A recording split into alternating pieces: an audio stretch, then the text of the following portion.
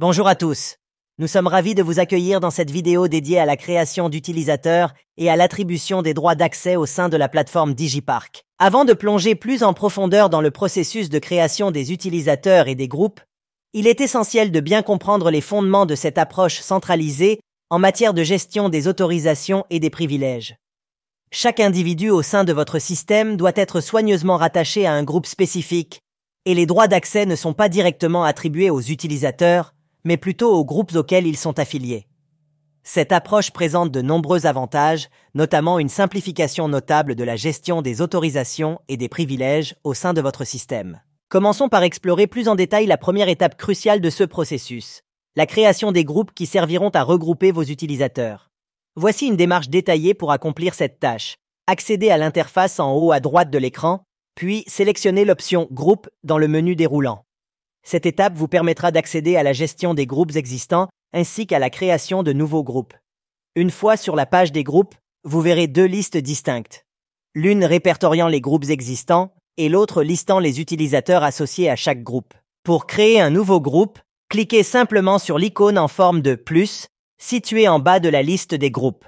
Vous serez ainsi en mesure de définir un nom significatif pour le groupe que vous êtes en train de créer. Une fois le nom défini, confirmez la création du groupe en cliquant sur « Enregistrer ». Si nécessaire, sachez que vous avez également la possibilité de modifier un groupe existant en cliquant sur le bouton bleu « Modifier » ou de le supprimer en utilisant l'option rouge « Supprimer ». Maintenant que vous avez créé vos groupes, passons à la prochaine étape, qui consiste à attribuer des utilisateurs à ces groupes nouvellement créés. Sélectionnez le groupe auquel vous souhaitez associer des utilisateurs dans la liste des groupes existants. Cela vous permettra de travailler spécifiquement sur ce groupe en particulier. Pour ajouter un utilisateur à ce groupe, il vous suffit de le sélectionner et de cliquer sur le bouton « Plus ». Cette action associera cet utilisateur au groupe sélectionné. Si votre liste d'utilisateurs est actuellement vide, nous allons maintenant aborder la création de nouveaux utilisateurs en utilisant une interface dédiée. Voici les étapes détaillées pour créer un nouvel utilisateur. Accédez à l'interface en haut à droite de l'écran, puis choisissez l'option « Utilisateur ».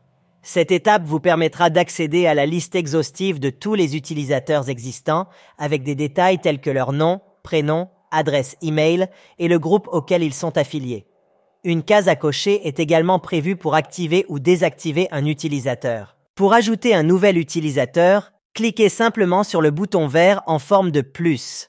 Cette action fera apparaître un formulaire d'ajout à l'écran, vous permettant de saisir les informations essentielles de l'utilisateur que vous souhaitez créer. Commencez par renseigner le prénom et le nom de l'utilisateur. Ensuite, poursuivez en spécifiant son matricule, numéro de téléphone, adresse e-mail, email de secours, mot de passe et confirmez ce dernier. Si nécessaire, vous avez également la possibilité d'attacher une signature numérique dans le champ dédié. Cette signature pourra être utilisée ultérieurement dans les devis ou les factures, offrant une personnalisation supplémentaire. À droite de l'écran, vous trouverez la liste des groupes déjà créés. Cochez les cases correspondant au groupe auquel vous souhaitez assigner cet utilisateur. Une fois vos choix effectués, enregistrez vos modifications. Vous verrez alors apparaître l'utilisateur que vous venez de créer, clairement associé au groupe choisi dans la liste des utilisateurs. Cette méthode garantit que les droits d'accès appropriés sont accordés à l'utilisateur en fonction de son groupe d'appartenance, simplifiant ainsi la gestion des permissions au sein de Digipark. Cette approche méthodique et centralisée assure une gestion efficace des autorisations et des privilèges au sein de votre système, en veillant à ce que chaque utilisateur ait les droits appropriés en fonction de son groupe d'affiliation. Ce processus contribue à la sécurité et à la facilité de gestion de votre système Digipark. Maintenant, passons à la gestion des accès et des permissions dans Digipark. Bien sûr, approfondissons davantage la discussion sur la gestion des accès et des permissions dans Digipark en expliquant chaque aspect plus en détail. Tout d'abord, Digipark est un logiciel conçu pour être utilisé par plusieurs utilisateurs simultanément. Cela signifie qu'il est essentiel de déterminer comment ces différents utilisateurs vont interagir les uns avec les autres lorsqu'ils utilisent la solution. C'est là que la gestion des accès et des permissions entre en jeu. L'attribution des droits d'accès aux utilisateurs se fait par le biais de la gestion des rôles. Chaque utilisateur se voit attribuer des droits d'accès spécifiques en fonction de son profil d'utilisateur. Autrement dit, chaque utilisateur se voit accorder un ensemble de permissions qui lui permettent d'accéder à certaines parties du logiciel. Pour gérer ces droits d'accès et les autorisations associées, DigiPark propose une interface dédiée appelée Permissions, qui est accessible à partir du menu déroulant en haut à droite de l'écran. Pourquoi cette étape est-elle si cruciale? Parce que c'est à ce moment que l'administrateur du système établit le lien entre les groupes d'utilisateurs qu'il a créés et les différentes interfaces du progiciel. L'administrateur décide qui, parmi les divers profils d'utilisateurs, est autorisé à effectuer quelles actions sur quelle partie du progiciel. Il précise les privilèges et les restrictions de chaque utilisateur en ce qui concerne les actions qu'il peut entreprendre sur les interfaces du progiciel. Parlons maintenant des actions spécifiques disponibles. Il y a 10 possibilités d'actions différentes en fonction de chaque interface. Accéder, consulter, ajouter, modifier, supprimer, récapitulatif, filtre, exporter, importer, imprimer, rechercher et carte. Chacune de ces actions correspond à une capacité particulière que les utilisateurs peuvent avoir sur une interface donnée. De base, tous les utilisateurs auront accès aux interfaces du module Float ainsi qu'au groupe Admin.